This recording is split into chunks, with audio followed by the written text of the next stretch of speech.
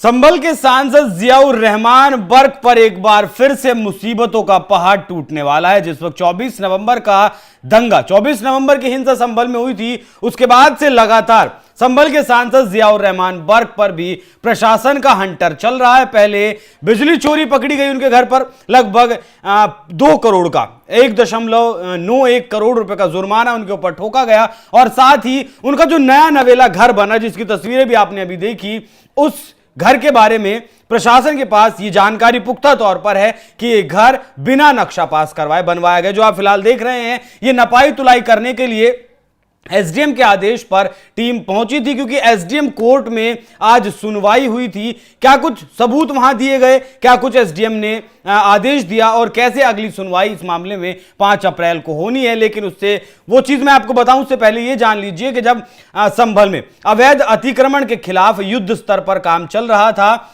उस वक्त संभल के सांसद जियाउर रहमान बर्क के घर की भी सीढ़ियां तोड़ी गई थी। उन सीढ़ियों पर भी बुलडोजर चला था। जो तस्वीरें आप देख रहे हैं, ये जियाउर रहमान बर्क का ही घर है, जो घर बिना नक्शा पास करवाए हुए बनाया गया था। जो कानून है उत्तर प्रदेश का 1998 का, उसके विरुद्ध ये मकान बनवाया गया था। और जब मैं भी खुद संभल गया था, तब मेरी भी वहां कुछ अधिकारियों से बात हुई थी और उन अधिकारियों ने मुझे खुद अपना रजिस्टर दिखाया था, जिसमें जो जियाउर रहमान बर्क के दादा थे शफीकुर रहमान बर्क, उनका नाम था। फिर शफीकुर रहमान बर्क के जो बेटे हैं ममलूकुर रहमान बर्क, मतलब जियाउर रहमान बर्क के पिताजी, उनका नाम कहीं नहीं था और बस सीधा दादा के बाद पोते का नाम लिखवा दिया गया, मतलब जियाउर रहमान बर्क का नाम लिखवा दिया गया। कल भी इस मामले में सुनवाई हुई थी, आज भी इस मामले में सुनवाई हुई है। सुनवाई के बाद संभल के डीएम वंदना मिश्रा ने क्या कुछ कहा, पहले वो सुनिए।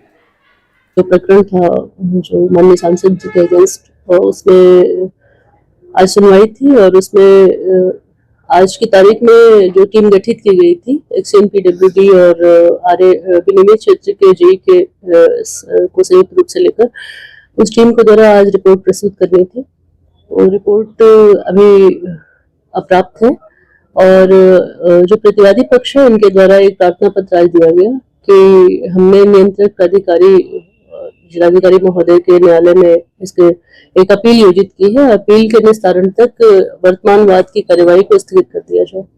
तो उस प्रार्थना पत्र के निस्तारण के लिए और टीम की जो गठित की गई थी उसकी आख्या के लिए इस मामले में जियाउर रहमान बर्क के जो पिताजी हैं ममलूकुर रहमान बर्क, उन्होंने शफीकुर रहमान बर्क के उत्तराधिकारी के तौर पर अपना नाम लिखवाने की कोशिश की थी, जिसे एसडीएम वंदना मिश्रा ने खारिज कर दिया। और अब इस मामले की जो अगली सुनवाई है वो 5 अप्रैल को होने वाली है। बिना नक्शा पास करवाए ये जो घर बनाया गया है, ये regulation of building operation act 1998 का उल्लंघन करता है। इस मामले में सांसद को अब तक 3 बार नोटिस जारी किया जा चुका है। पहली बार 5 दिसंबर को नोटिस भेजा गया, फिर 12 दिसंबर को इस मामले में सुनवाई हुई, फिर 23 जनवरी को सांसद पक्ष के वकील ने पेश होकर पालिका ईओ और जेई की रिपोर्ट पर आपत्ति जताई, जिस पर एसडीएम ने फिर से रिपोर्ट मांगी थी। बाद में 10 फरवरी को एसडीएम ने जुर्माना लगाया था 500 रुपए का। अब सांसद पक्ष ने इस जुर्माने को भी चुनौती देते हुए डीएम कोर्ट में अपील दायर की। पीडब्ल्यूडी की तरफ से रिपोर्ट अदालतों की सुनवाई के बाद तय होगा। पीडब्ल्यूडी की रिपोर्ट के आधार पर तय होगा कि क्या कुछ है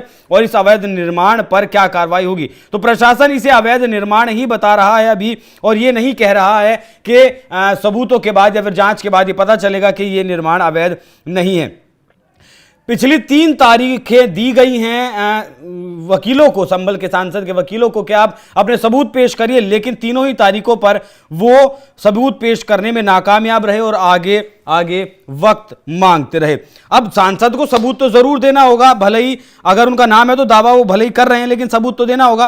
सांसद पक्ष के वकील ने कहा कि मकान का कार्य मरहूम सपा सांसद शफीकुर रहमान बर्क की निगरानी में किया गया था और सपा सांसद जियाउर रहमान बर्क के पिता ममलूकुर रहमान को पार्टी बनाया जाए, जिस याचिका को एसडीएम वंदना मिश्रा के द्वारा खारिज कर दिया है। अब बिना नक्शा पास करवाए जो मकान बनाया गया है, एक मामला ये हुआ, दूसरा मामला बिजली चोरी का हुआ। तो भले दोनों मामलों में वो वक्त मांग रहे हैं, लेकिन मुश्किलें अब संभल के सांसद की बढ़ती हुई नजर आ रही है। तो सवाल यह भी उठता है कि क्या जिस तरीके से पहले अवैध निर्माण पर सीढ़ियों पर बुलडोजर चला था, उसी तरीके से जिस तरीके से अवैध तरीके से यह मकान बनाया गया है, बिना नक्शा पास करवाए मकान बनाया गया है, उस पर भी बुलडोजर प्रशासन का चलता है। क्योंकि जो तस्वीरें आप देख रहे हैं, जिस तरीके से ये डेली संभल में इसी तरीके से पुलिस गश्त करती है, देखती है, हर जगह हालातों को सामान्य करती है, कहीं कोई दिक्कत परेशानी तो नहीं है। तो संभल फिलहाल एक पूरे तौर पर छावनी बना हुआ है और संभल शाही मस्जिद के जो सदर थे जफर अली, उन्हें भी कल गिरफ्तार कर लिया गया। हालांकि वो भले जाते जाते चिल्लाते हुए कह रहे थे कि संभल की हिंसा में 24 नवंबर को जितनी भी मौतें हुई हैं वो पुलिस वालों की तरफ से जो गोलीबारी की गई उससे हुई हैं। वहीं अपडेट ये भी है कि 38 पुलिस चौकियों का निर्माण संभल में करवाया जा रहा है, जिससे कि अमन चैन आने वाले वक्त में संभल में बना रहे। और जो डर का माहौल पहले 1978 का दंगा देखा हो, हमने 1976 का देखा हो, उसमें जो डर का माहौल संभल में रहा था वो अब नहीं होगा। तो प्रशासन ने एक बार फिर से नपाई तुलाई शुरू कर दी है। पूरे मोहल्ले के साथ साथ इस घर की भी नपाई तुलाई कर ली गई है। 5 अप्रैल को जब सुनवाई होगी उसके बाद देखना बड़ा दिलचस्प होगा कि जिस तरीके से बुलडोजर ने सीढ़ियां तोड़ी थी, उसी तरीके से इस घर को भी क्या तोड़ा जाता है। बाकी इस पूरी खबर पर क्या कुछ आपकी राय कमेंट कर में जरूर बताइएगा। धन्यवाद।